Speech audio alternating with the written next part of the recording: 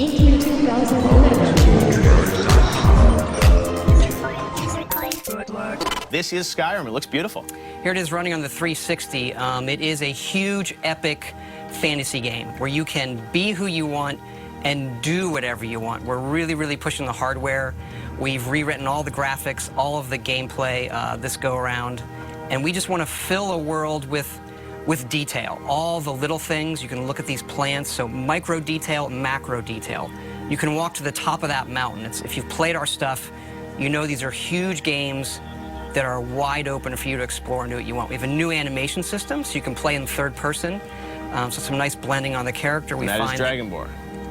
That is, you can be whoever you want, male or female. This is the character we're showing. So a lot of people like to play in third person, so it's a real viable option this go around. As you, I mean, you've got wildlife. You've got, I mean, the world is really alive. Really, really alive. So we push for, and it's you are who you play. The right trigger does your right hand. The left trigger does your left hand. And so, as opposed to picking a character, you just be who you want, do what you want. So now I'm kind of being a battle mage, where the left trigger is casting this healing spell, and I can put that in any hand if I want. So right trigger, and then left trigger. Little wheeled spells, and you power up. What's cool is if you pull both triggers at the same time, you get a more powerful version of that spell. Now we're headed up high up into the mountains where it gets snowy to this Nordic ruin. This is one of our over 150 dungeons that we have in the game, and the ancient Nords used to worship dragons. So here we are inside the dungeon with our bow. We do have a lot of cool stealth gameplay as well. So we really want to pay off on all of those different styles of gameplay, whether it's stealth, melee, magic.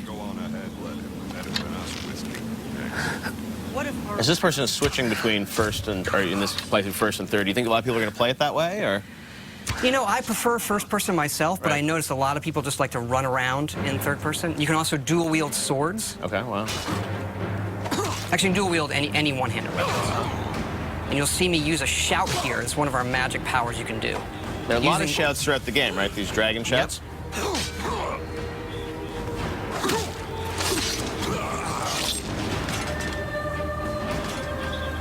And up here we're seeing the undead, the Draugr, who live in this Nordic ruin.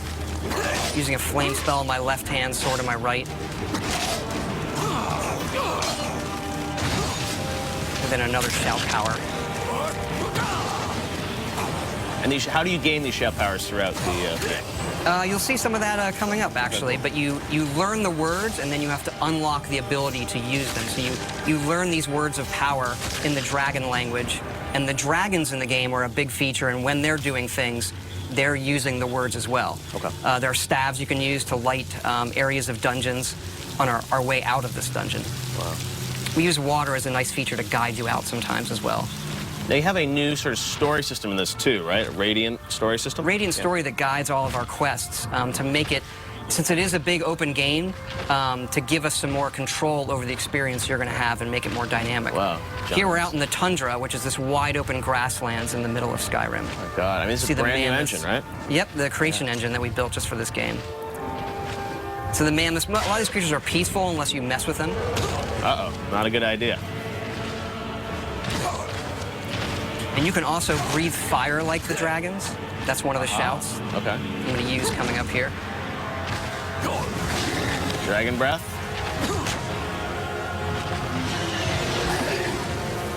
Aha.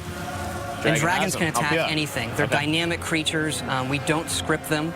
So when we're playing the game, we don't know what they're going to do. Often they are these big boss fights that are dynamic and interesting in ways that, we've never experienced in a game before. Now, I read a rumor online this week that the game is over 300 hours, or you can spend at least 300 hours in the game. There is at least 300 hours in it. We kind of have stopped counting. There's so much stuff in this game.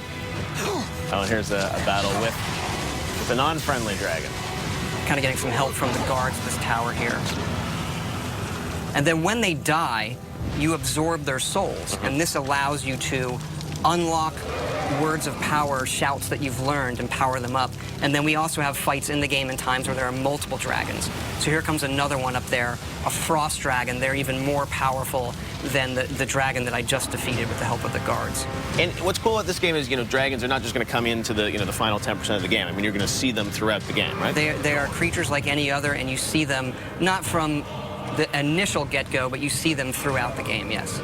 I was reading your character sort of starts this game. You're on your way to your execution. Is that true? You are being led to your execution. This is another shout there, Storm Call. So this calls a storm that brings lightning down to defeat your enemies. One of the more powerful shouts. Right.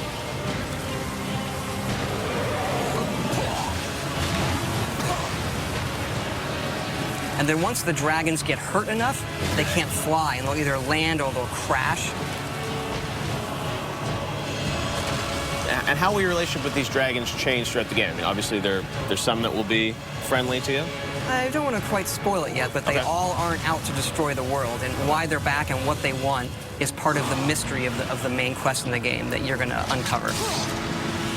Wow, very cool. Justine, are there any questions from fans for Todd? I have a question here from Jerry V on Facebook. Says, love the guilds in Oblivion. I wonder if the fractions are going to return. Do you think it'll happen? We do have factions returning. Our three main factions are the College of Winterhold, which is like for the mages, the Companions, which is our warrior guild, and then the Thieves Guild, of course. Right. Very cool. And there's the beautiful Skyrim logo, and the date we know is going to be 11/11/11, which is coming out in November. Very cool. Justine, any more questions? Let's see, Player22 on Twitter says, loving the new engine. Can't wait to see more. Curious with how many environments they will have in Skyrim. There's a lot. It's another thing where we stopped counting. I mean, we have 7 major different regions in the game. You've seen some of that where we get into snowy mountains and pine forests and fall forests, that open tundra, lots of different dungeon types. I mean, we go at this each time trying to make the biggest, craziest role-playing game we possibly can and let people just do whatever they want.